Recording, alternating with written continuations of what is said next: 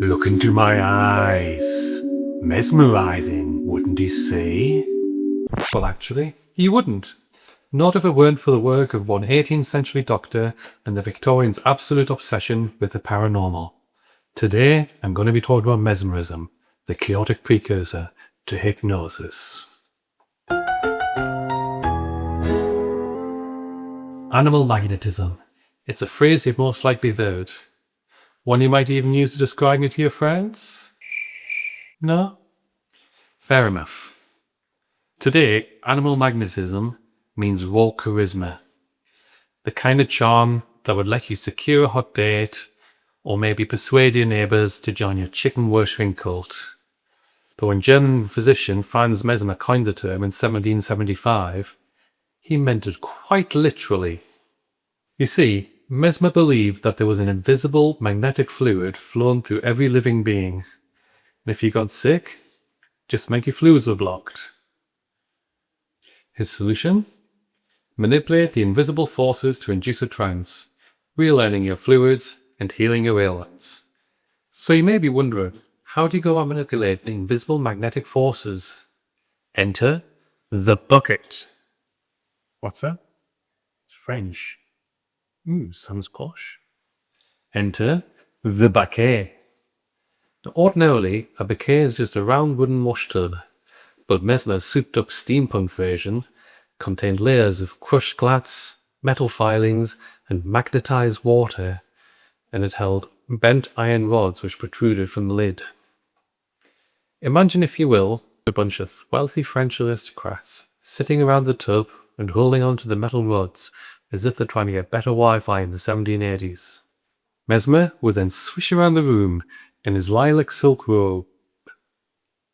It's the best man I could find. And he would touch his patients with a magnetized wand, causing them to fall into the crisis. Screaming, twitching, fainting. It was less like a doctor's appointment and more like a very posh ride. And it was popular too. He would often have sessions with up to 200 people. Now, quite naturally, this new upper-class pastime reached the attention of Versailles. King Louis XVI was originally a fan of Mesmer. He actually gave him quite a big stipend to continue his work. But things got a bit complicated when his queen, Marie Antoinette, became an avid fan and joined Mesmer's entourage. This was, of course, before she got beheaded for allegedly telling starving peasants that they should eat cake. I wonder what the opposite of animal magnetism is. Anyway, fueled by jealousy, a royal commission was formed of some of the leading minds of the time, people like Benjamin Franklin and, ironically, Joseph Guillotine. The conclusion? It was all hokum. The magnetic fluid didn't exist and any healing was just in the imagination. Mesmer was ruined. Not financially, but shunned by the medical community, he went into a life of nomadic exile, moving from country to country, but never quite finding the same level of social status or credibility that he had in the past. Meanwhile, his animal magnetism, now called mesmerism more out of insult than anything else, still had some supporters. After all, you can't kill a good idea.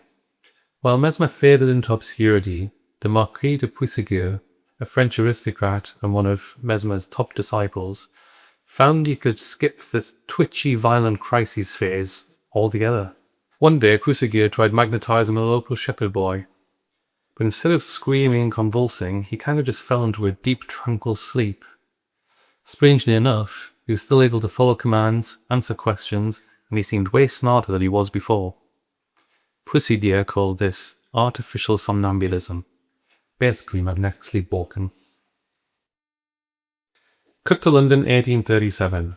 The young Victoria has recently been crowned queen when a charismatic French practitioner called Baquet de Saint-Nouveau rolls into town. He starts hosting the ultra-fashionable high society gatherings where he's demonstrating this new kind of mesmerism. Suddenly, if you weren't hosting a magnetic manipulation party in your drawing room, you were nobody. And it quickly spilled out of the parlour into the streets, where it spawned a massive lecture culture. Travelling showmen packed out town halls to demonstrate his powers, while rival lecturers hosted angry counterculture demonstrations to expose it as a fraud. London was completely divided. Naturally, the British medical establishment thought that this was complete hokum, all except for one guy, Dr. John Elliotson, the chief physician at University College Hospital.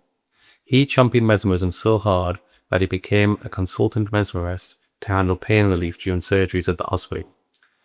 In the time before anaesthetic, surely anything is better than biting down on a stick and hoping that your surgeon finishes before you die of shock. Now, as an aside, I want to talk about someone else who got involved in mesmerism around the same time, off the back of attending one of Elliotsson's lectures. That person was Charles Dickens, because why not? He is of course involved in everything across the Victorian era. Dickens started learning mesmerism from Elliotson in 1838, and by 1842 he was quite proficient. He would use it as a party trick on his wife from France. Now things get really interesting in 1844 when he travels to Italy to work with a woman called Augusta Delarue. She suffered from facial tics, extreme anxiety and insomnia, and Dickens was actually able to cure some of this over a period of several months. He would talk to her while she was in a deep trance, where she revealed that she was haunted in her subconscious by a phantom. In a way, you could say that Dickens was one of the first psychotherapists decades before the field was invented by people like Sigmund Freud. But anyway, back to Elliotson. His bosses really didn't like the work he was doing as consultant mesmerist, and basically told him, stop doing the magic trick or you're fired. But Elliotson resigned in a blaze of glory. It wasn't done. In 1843, he wrote the gloriously titled Numerous Cases of Surgical Operations Without Pain in the Mesmeric State, with remarks upon the opposition of many members of the Royal Medical and Chirurgical Society and others to the reception of the inestimable blessings of mesmerism. In this book, Elliotson fiercely defended magnetism by showcasing the work of Dr. James Esdale, a Scottish surgeon living in India working for the East India Company. There he performed over 300 mesmeric surgeries, some small-scale ones like tooth extraction, but some much larger ones too, such as leg amputation or cataract surgery, where the patient wouldn't even twitch. It obviously wasn't a trick either. Mortality rates dropped from 50% down to as low as 5%. But in order to get a patient ready for this kind of operation, a mesmerizer would have to spend several hours a day, sometimes for as much as 2 weeks. Now, by the 1850s, chemical anesthetics had been developed, such as ether and chloroform. They worked instantly and were scientifically proven. A lot of the medical establishment, in the face of all the evidence, still didn't believe that magnetism was real. And so once again, mesmerism would fade from the limelight. Or maybe there was another reason for mesmerism's demise. Let's go back to 1841, where another Scottish surgeon, the open-minded skeptic James Braid, was in Manchester attending the show of the French mesmerist Charles Lafontaine.